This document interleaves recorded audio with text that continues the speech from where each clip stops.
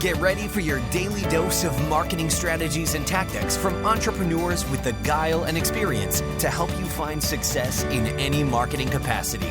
You're listening to Marketing School with your instructors, Neil Patel and Eric Su.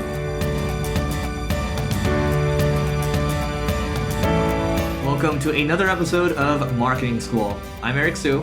And I'm Neil Patel. And today we're going to talk about 7 ways to get people to show up to your webinars. So tip number 1 from my end is to make sure that you are emailing people to show up to your webinar. So for example, if they sign up, make sure that you're hitting people with the email saying, okay, 1 hour before, you can even do 1 day before, and also 15 minutes before. And some people will go really aggressive, send 3 emails in the last hour. So 1 hour, 15 minutes, and then they'll send it starting now. They'll get really aggressive with trying to get people to show up. The email does work because people are busy and people tend to forget about things. So, getting people to commit their time, that's really big, but it's really on you to drive the point home and get people to actually show up, and email is a great tool for that. The second tip is collect phone numbers within your webinar registrations. You'll notice that your opt-in rates for the webinar will drop a bit, but your show-up rates will skyrocket. Reason being is 2 things. 1, the lead is more qualified, or the registrant is more qualified if they're willing to give more information, hence they're committed.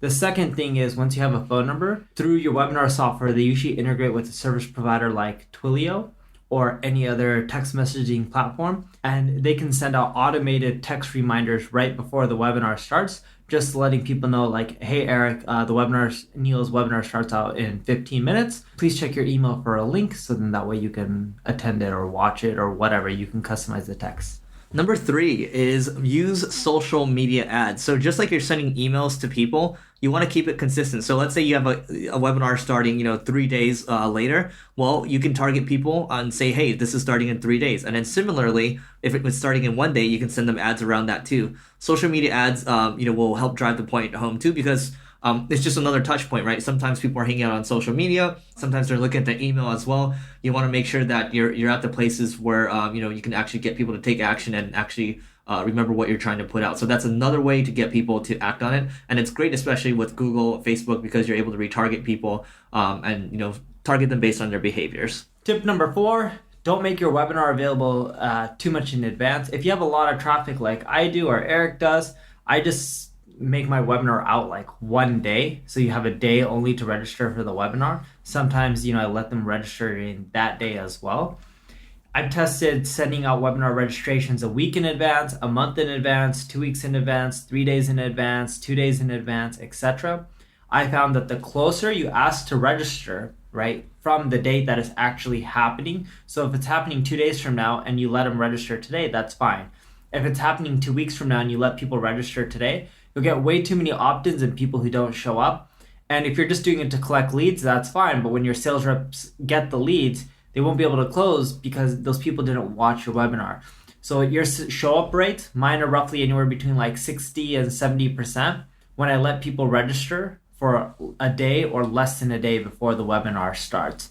So for me, if my webinar starts in 3 days, I don't let them register for the webinar until the day before the actual webinar. All right, and number 5 is to use repeating webinars. So Neil likes to do this using a tool called, there's 2. You can use Webinar Jam, you can use EverWebinar. They have different functionalities, different purposes, but with a tool like EverWebinar, you can set different dates where people can, sign up for today, or they can sign up for tomorrow. But the idea is you have a pre-recorded webinar. Ideally, you've checked something that it's a webinar that you've tested that actually converts well. Once you have the numbers figured out there, you can set it to more of an evergreen model. If you go to neilpatel.com as of today, in December of 2016, you can see how he sets up his webinar. You could get some ideas over there. The idea here is that you're making your webinar more available, so you're going to have more chances for people to show up. But again, you have to make sure that you test this first and you have a webinar that's actually good before you send people to something that's repeating over time, because if you send people to crap, it doesn't matter how good you are as a marketer. If you pour email traffic to it, you pour paid traffic to it, it's not going to work out for you, and you're just going to compound the losses that you have. Tip number 6, indoctrination videos, at least that's what we call it, in which the day before the webinar, you send them a video that lets them know what to expect, and it gives them a bonus tip that would also be on the webinar.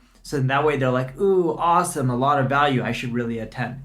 The other thing we do with the indoctrination videos is right when they register, the thank you video or thank you page or like confirmation page that you're registered, right? Whatever you want to call that page. We place a video on there, and that video is a thank you video explaining like, hey, thank you for the webinar, appreciate everything. You can give them some tips, but what we ask them to do is fill out a survey, because then we can adjust the webinar towards them and make it more relevant, because then you know who your audience is. Plus, if they take the time to fill out, let's say like 10, 20 form fields in a survey, they're much more likely to attend due to the fact that they're engaged.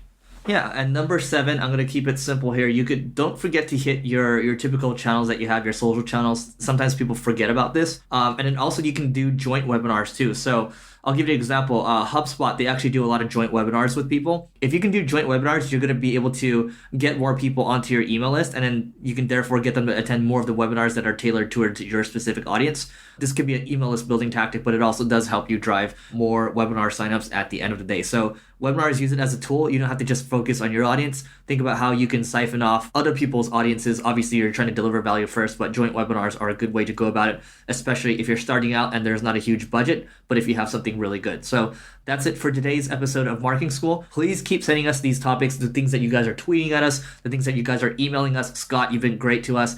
As a matter of fact, we even sent Scott a Amazon gift card recently just for all the topic ideas. So please keep them coming. It helps us a lot. This session of Marketing School has come to a close. Be sure to subscribe for more daily marketing strategies and tactics to help you find the success you've always dreamed of. And don't forget to rate and review so we can continue to bring you the best daily content possible. We'll see you in class tomorrow, right here on Marketing School.